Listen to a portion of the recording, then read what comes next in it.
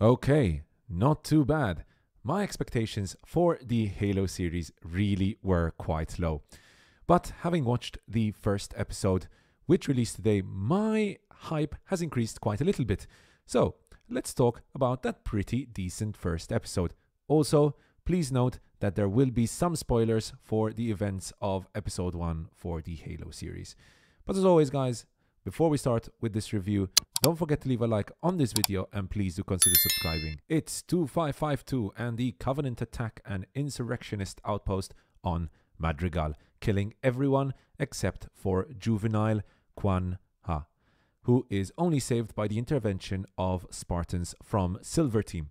Master Chief discovers a mysterious artifact, and upon touching it, he starts to see some of his childhood memories, which had previously been locked off to him.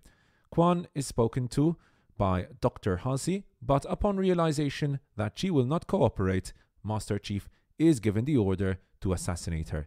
He does not, however, instead attempting to take over control of his ship, which he fails to do so until that mysterious artifact, which completely disables the power on the base on Reach, and then instead powering his own ship. And that allows our hero to escape. At the end, we see that Master Chief had already had a past connection to the artifact in question. As pilots go, I think this was quite a successful one. The opening battle was incredibly epic and felt very similar to the game, both in its aesthetics and in its tone and pace. You could tell that the showrunners meticulously adjusted the action to the traditional slower pace of Halo.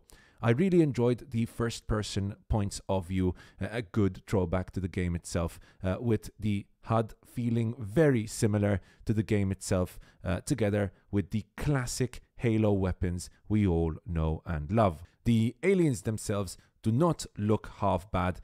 I enjoyed the armor effects, which again are very similar to what we get to experience in the games.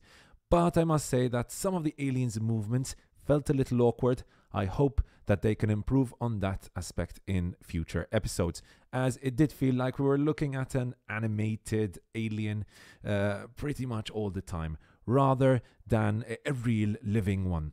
Think Dune and think about how all the fantastical elements feel real and feel part of the world, and it feels like you can reach out and touch them. Well, it's the opposite for the Covenant aliens. And talking about movement, the Spartans' movements also felt a little weird, kind of slow, but not in the right way.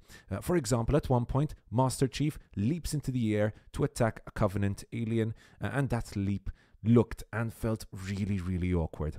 It's clear, however, that Paramount has thrown a lot of money at this series, a reported 10 million per episode, and it shows. The production design is some of the best I have seen on TV, whether it's the settings of Madrigal or the base on Reach or on Master Chief's ship. It all looks great. Now, the world building in episode 1 has been quite limited. If you're not a fan of the series, I think you will be struggling with a lot of the lore. And the series doesn't really do a great a job introducing you to who is who and what is what, at least so far. We might see more of this in episode 2, mind you, given that episode 1 was focused more on setting up the major plot line and pulling people in with a great battle scene at the start. It was around 20-25 minutes long. And as you can tell so far, I am quite on board with the Halo series. I did have some qualms, however, with what I saw in the first episode. This includes rather weak dialogue, quite bland to be honest, overall, between the various characters.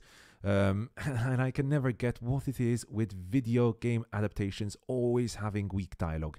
And to be honest, rather uninteresting characters, minus Master Chief, obviously. Let's talk about the big man himself. From my first impressions, I think casting Paulo Schreiber was a very good choice, although keep in mind that we've barely seen anything from him so far.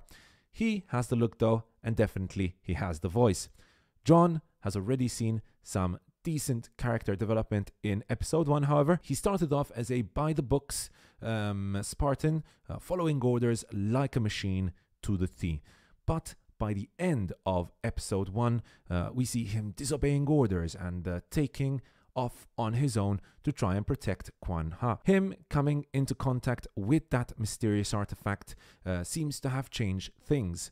And after that, we could start to see a glimmer of humanity in his eyes, thanks especially to some very good acting by Schreiber himself. And so he starts to question everything: who he is, what he has become, and even the mission that he is on right now.